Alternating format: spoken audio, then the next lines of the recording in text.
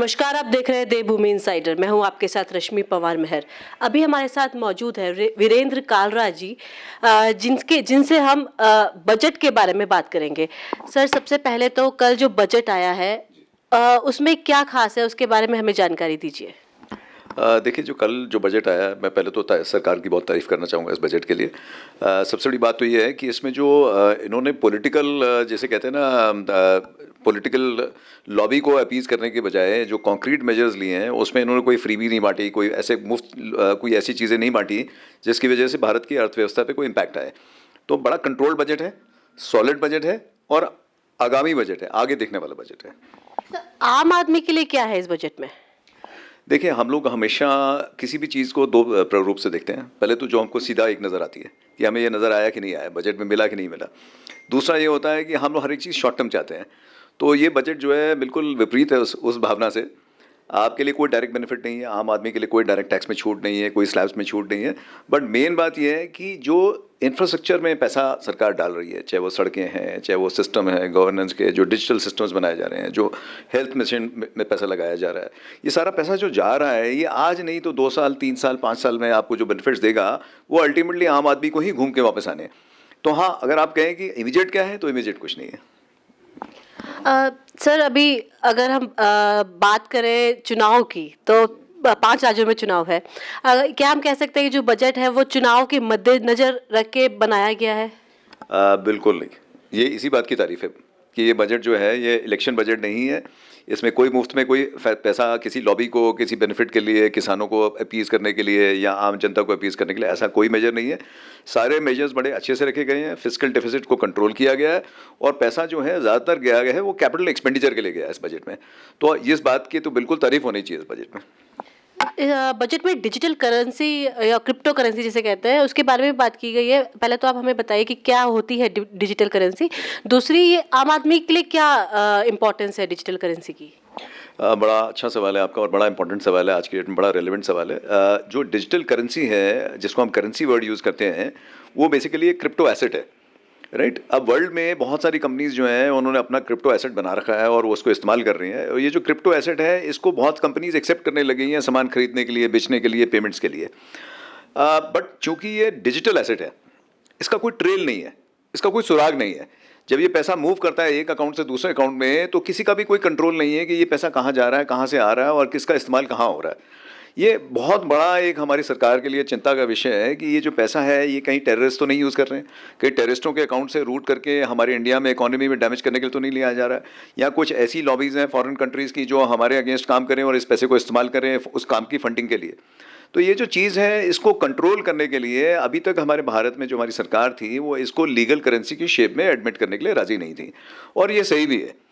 तो इस चीज़ को गवर्नमेंट ने अपनी तरफ से इनिशिएटिव लेके उन्होंने कहा है कि हम अपनी करेंसी क्यों ना ले आए। जब दुनिया भर में इस टाइप की करेंसी बन रही है, तो बेटर ये है कि जो सरकारी करेंसी है, जो हमारे सेंट्रल गवर्नमेंट की करेंसी है और जो हमारे रिजर्व बैंक से बैक्ड है, वो करेंसी इस्तेमाल करी जाए और उसको लीगलाइज करा जाए। तो पहला तो ये स्टेप लिया गवर्नमेंट ने कि इस चीज़ को उन्होंने लीगलाइज करा। दूसरा स्टेप इन्होंने ये लिया, इन्होंने ये कहा कि जो बाकी करेंसीज हैं, वो अभी उन्होंने बैन नहीं किया उसको। देखिए, इस बजट में इस टाइप का कोई इंडिकेशन नहीं है कि बाकी करेंसीज बैन हुई हैं, कि अगर इंडियन करेंसी आ गई है तो बाकी बैन हो गई हैं। तो जो बाकी करेंसीज हैं, उनको उन्होंने टर्म दिया है ये डिजिटल वर्चुअल एसेट, उसको करेंसी नहीं बोल रहे हैं। तो वो ये कह रहे हैं, आम आदमी अगर उसमें पैसा लगाता है, जैसे कि आज की डेट में हम बिटकॉइन में पैसा लगाते हैं, तो अगर आप पैसा लगाते हैं तो आपको निवेश करने का राइट है। आप उसमें से अगर कुछ प्रॉफिट कमाना चाहते हैं, वो भी आपका राइट है। बट हम टैक्स उस पर 30% लेंगे आपसे। तो जनरली अगर आप कोई चीज़ खरीदते हैं, जैसे आप प्रॉपर्टी खरीदते हैं और बेचते हैं, उस पर 20% का टैक्स रेट होता है। अगर आप डिजिटल वर्चुअल एसेट खरीदते हैं, तो सरकार ने कहा हम 20 नहीं 30% लेंगे। इससे आपको इस बात का अंदेशा हो जाना चाहिए कि सरकार ये चाह रही है कि आप बहुत ज़्यादा इन चीज़ों में निवेश ना करें। आपको जो है एक तरीके से नेगेटिव किया जा रहा है कि अगर आप इन चीज़ों में ज़्यादा पैसा लगाएंगे और इन चीज़ों को इनकरेज करेंगे, तो हम 30% टैक्स लेंगे। तो एक तरीके से 30% टैक्स एक डिस्करेजमेंट है आपके लिए कि आप इन चीज़ों में ज़्यादा पैसा ना लगाएं। इसकी पूरी पॉलिसी अभी आनी बाकी है, इसको शायद रोका नहीं जा सकता क्योंकि दुनिया में ये चीज़ इतनी फैल चुकी है। बट सरकार डेफिनेटली चाहती है कि इसको कंट्रोल तरीके से करे, कि भारत में अगर कोई करेंसी आती है या डिजिटल वर्चुअल एसेट आता है, तो उसको कंट्रोल किया जाए। तो ये सारा का सारा जो पॉलिसी है, आप देखिएगा कुछ ना कुछ समय में यह ज़रूर आएगी। डिजिटल करेंसी की जब हम बात करते हैं, तो आप कह रहे हैं कि सरकार चाहती है कि निवेश ना करे, या कम से कम लोग कम से कम निवेश हो इस पे, पर जो यूथ है वो बहुत अट्रैक्ट होता है इसकी तरफ, और अगर आम आदमी के लिए भी ये बहुत ज़्यादा अट्रैक्टिव होता है। तो आप आम आदमी के हिसाब से कैसे इसको देखेंगे कि आम आदमी किस तरह से फ़ायदा उठा सकता है अगर उठाना चाहे तो देखिए क्या है, डिजिटल करेंसी जो है उसमें स्पेकुलेशन बहुत ज़्यादा है आज की डेट में। बिटकॉइन में और जो उसके नाम के और कॉइन्स हैं जो मार्केट में चल रहे हैं वो स्पेकुलेशन है, और जो आम आदमी है जो पैसा लगाता है तो वो एक दूसरे को देख के पैसा लगाता है। उस चक्कर में आप अपने हाथ जला लेते हैं, बिकॉज कोई चीज़ जो होती है उसकी वैल्यू गिर जाती है और आपको पता नहीं चलता। जैसे अभी बिटकॉइन एकदम गिर गया तो जिन लोगों ने बाद में पैसा लगाया होगा उन लोगों ने अपने हाथ जला दिए होंगे, बट जिस लोगों ने हो सकता है 5 साल पहले लगाया होगा वो ऑलरेडी उसमें से पैसा कमा चुके हैं। तो आज की डेट में ये स्पेकुलेशन की कैटेगरी में आता है। तो इसलिए कहीं पे भी कोई भी निवेश करना हो, कभी भी इस चीज़ को आप एडवाइस नहीं किया जाता। एज अ चार्टर्ड अकाउंटेंट मैं बिल्कुल नहीं एडवाइस करूंगा कि आप स्पेकुलेशन में खेलें, राइट।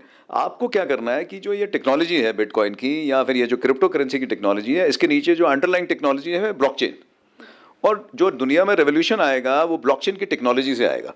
वो सिर्फ क्रिप्टो में आप उसको इस्तेमाल कर रहे हैं, बट ब्लॉकचेन के जो पोटेंशियल है मार्केट में, जो ब्लॉकचेन टेक्नोलॉजी का है, उससे बहुत सारे काम ऐसे करे जा सकते हैं जिससे हमारे फाइनेंशियल सिस्टम्स, जो हमारा फिनटेक सिस्टम है, जो नया अभी बैंकिंग से अलावा हमारे यहाँ जो फिनटेक सिस्टम डेवलप हो रहा है, उसका बहुत बड़ा उपयोग करने वाला है। तो आप देखेंगे तो रेवोल्यूशन आने वाला है ब्लॉकचेन से कंट्री में।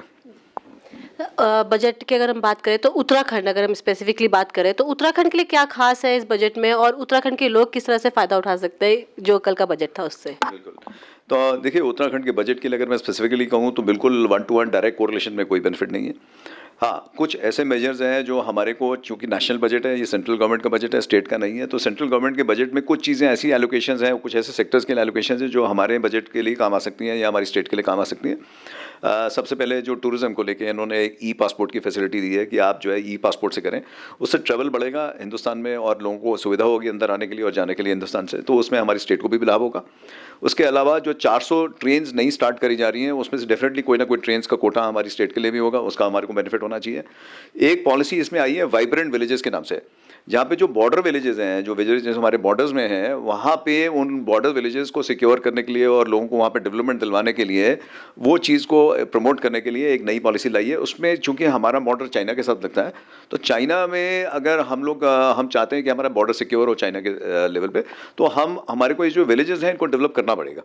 और मेरे को लगता है कि उत्तराखंड का क्योंकि लंबा बॉर्डर है चाइना से, तो कोई ना कोई हमारे पास फंड फ्लो सरकार से, सेंटर से इस चीज़ के लिए भी आएगा। सर, जो ये भाजपा सरकार है पिछले 7 सालों से लगातार बजट पेश करती आई है, जो निर्मला सीतारमण जी है वो चौथी बार बजट पेश कर रही थी, तो अगर देखा जाए तो ये बहुत एक्सपीरियंस हो चुके हैं बजट निकालने में।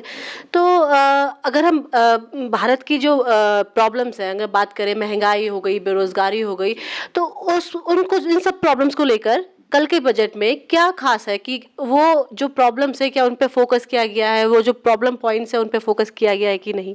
जी देखिए, इंडिया की सबसे बड़ी प्रॉब्लम, और अगर मैं कहूँ उत्तराखंड स्टेट की जो प्रॉब्लम है वो इंफ्रास्ट्रक्चर है, राइट। हमारे लिए रोड कनेक्टिविटी बहुत इंपॉर्टेंट है, तो इस बजट में रोड कनेक्टिविटी को लेके बहुत सारे मेजर्स हैं, स्पेशली लॉजिस्टिक्स को लेके बहुत सारे मेजर्स हैं। तो जितने मेजर्स हैं अल्टीमेटली ये सारे के सारे मेजर्स आम जनता के काम आएंगे। इन्फ्लेशन एक फैक्टर है ज़रूर, राइट। इसमें इन्फ्लेशन में ये फैक्टर है कि हमारे जो कि फिजिकल डेफिसिट हाई जा रहा है तो महंगाई बढ़ सकती है, बट इस बजट में उस चीज़ को भी कंट्रोल करने के लिए उन्होंने मेजर लिए हैं। मेरे हिसाब से अगर हमारा ये प्रोसेस ऐसे चलता रहा जो बजट का है, तो अगर फिजिकल डेफिसिट कंट्रोल में रहता है तो इन्फ्लेशन भी शायद कंट्रोल में रहेगी और आम आदमी को इतना नुकसान नहीं होना चाहिए। सर, आखिरी सवाल मैं ये पूछना चाहूँगी कि अगर हम कल के बजट की बात करें, तो अगर आम आदमी के तौर पे अगर आप देखें तो इसको आप कितना 1 to 10 के स्केल में कितना नंबर देना चाहेंगे, और एज अ सीए अगर आप देखें तो आप कितना नंबर देना चाहेंगे? देखिए, आम आदमी के पॉइंट ऑफ व्यू से मैं इस बजट को 8 नंबर देना चाहूँगा, और एज अ सीए मैं सीए तो भी नहीं कहूँगा, बट मैं एज अ पर्सन मैं देखूंगा तो मुझे एक चीज़ बहुत पसंद आई इस बजट में, इसमें डिजिटल गवर्नेंस को लेके बहुत इनिशिएटिव्स हैं। तो मुझे ये चीज़ लगती है, मैं ये व्यक्तिगत लेवल पे कह रहा हूँ, not as a CA profession, मुझे ये जो चीज़ लगती है कि देखिए क्या है, अगर इंडिया में करप्शन को कम होना है, और करप्शन जैसे ही कम होगा इस इंडिया का जो इकोनॉमी है वो एकदम जम मारेगा। उसको कम करने का तरीका एक ही है आज की डेट में, वो तरीका है सिर्फ डिजिटल गवर्नेंस। हम कुछ चीज़ें ऐसी करें डिजिटल गवर्नेंस में जिससे करप्शन का जो पॉसिबिलिटीज़ हैं वो रिड्यूस हो जाए सिस्टम से, और हमारी जो इकोनॉमी में जो ईज़ ऑफ डूइंग बिजनेस है या ईज़ ऑफ लिविंग है हमारे आम सिटीजन के लिए, वो बढ़ जाए। धन्यवाद हमसे बात करने के लिए। ये थे हमारे साथ वीरेंद्र कालरा जी, जिन्होंने कल के बजट के बारे में हमसे अहम बातें की। कैमरामैन आशु के साथ रश्मि पंवार, देवभूमि इनसाइडर। आज ही डाउनलोड करें देवभूमि इनसाइडर ऐप।